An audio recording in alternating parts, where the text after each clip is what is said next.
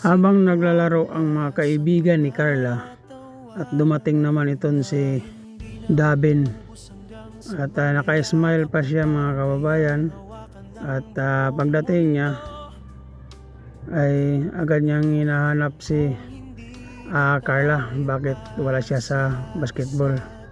Kaya narinig naman ni Carla, andyan lang naman siya sa gilid. Sabi ng mga kaibigan ni Carla na nagagalit si Carla sa amin dahil lang sa ice tubig. Kaya sabi naman Davin, bakit kayo mag-away dahil lang sa ice tubig? Tapos si Carla nakatingin lang siya kay Davin, at habang may tinatawag si Davin at nakita niya si Carla sa gilid, kaya agad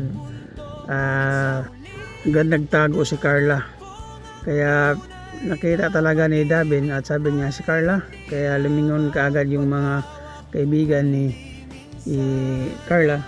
Kaya siguro naisip lang siguro ni Davin nga na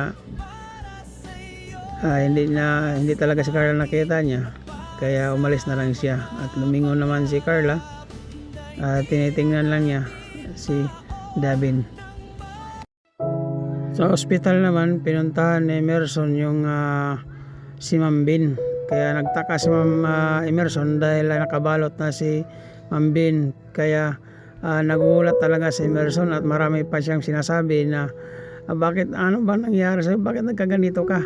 At sabi niya kung mabubuhay lang daw si Ma'am Bin ay pangako niya na bibigyan niyang scholar yung mga anak niya. Kaya yung sabi naman ng doktor, hindi yan si Ma'am Bin, nandun sa kabila si Ma'am Bin, ibang tao yan nakikita mo. Kaya nagulat si Emerson, kaya pinuntahan niya kaagad si Ma'am Ben.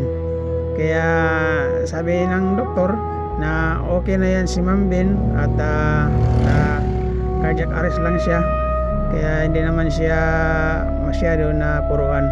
Kaya sabi naman ni Emerson na bakit di mo sinabi kaagad, Dok, na pangakuan ko tuloy yung ibang tao ng scholarship. Kaya na pinapawisan si Emerson. Kaya pagtingin ni Emerson at tinignan din siya ng doktor na okay na yan si Ma'am Ben. Kaya kumuha ng cellphone si Emerson at tinawagan niya si Atoy kung saan siya, napupuntahan kita. Sabi niya, pupuntahan kita dyan sa minimisyonan mo. Sabi naman ni Atoy na dumiretso ka na lang sa Tiloring at huwag ka nang pumunta rito at alagaan mo yung sasakyan ko. Kaya sabi naman ni Emerson, sige, puntahan na ako dyan.